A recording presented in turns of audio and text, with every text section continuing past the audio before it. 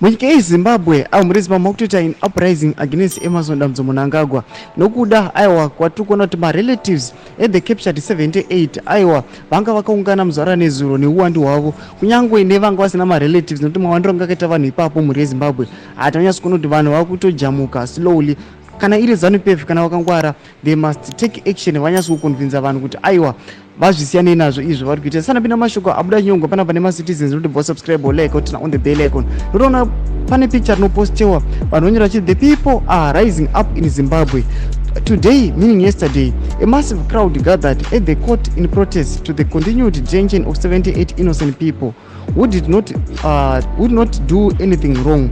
The dictatorship must always be challenged.